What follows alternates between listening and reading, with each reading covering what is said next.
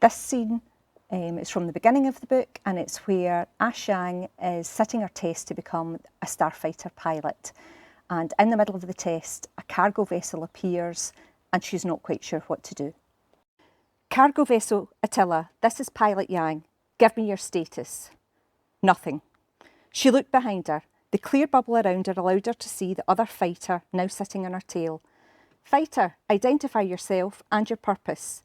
Something resembling a snort came over the comm. The voice that replied was almost mocking. Guess it's time to go home, Ash. You're leaking like an old pipe in the Carpathian desert. Ezra, it would be him. Friends or not, in the final test. Trick would likely have ignored her. Castile would probably have spoken first. She wouldn't even have appeared on her owner's radar. That girl was too focused for her own good. But Ezra, he did annoying for a living. Are you going to help her know it? Not, came the short reply. There might be people in that cargo vessel, she hissed. There are people in my fighter. Me, he replied. She heard that clicking noise he always made, right about the time he was about to be most annoying. He was enjoying this.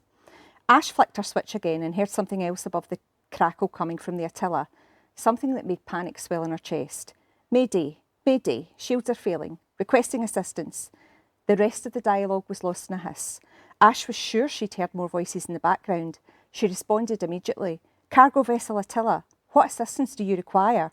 She was trying not to freak out, thinking about the capacity of that vessel. Her fighter was tiny. What would she do if they requested emergency transport? Ash spoke before they had time to answer. I can tether you, tow you back to the nearest spaceport. Negative, there's no time. She struggled to turn again and see behind her, desperately trying to figure out how much space there actually was in a single-seater fighter. How could she possibly cram any people in here? Her stomach plummeted as a thought filled her mind. What if there were children in the cargo vessel? Could she squash some kids in behind her? Her alarms were still sounding. One of the orange lights flicked to red. Too many things were happening at once.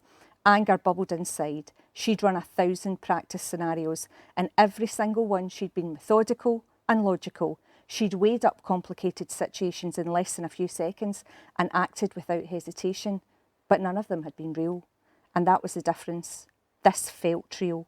She could practically hear the heartbeat of the captain of the cargo vessel through the comm. He was a living, breathing person. Practice sessions involved theory, not reality. None of the other vessels in the final test should be manned by actual people. The only people in space should be the cadets. Systems failing, came the crackle. No time. How many people do you have on board? Do you have transport technology? I'm a single-seat fighter. I'm not sure how many I can hold. She couldn't remember any scenario where extra people had been transported aboard a single-seat fighter. Fear was starting to grip Ash. Her heart missed a few beats inside her chest. The comm crackled. Most of the words were lost. Transporting now.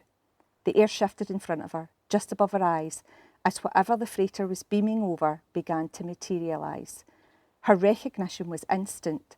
It was far too small to be a person. A second later, a brown package appeared in the air before her face. What? The dark space outside lit up as the cargo vessel exploded into 1,000,000 fragments right beside her.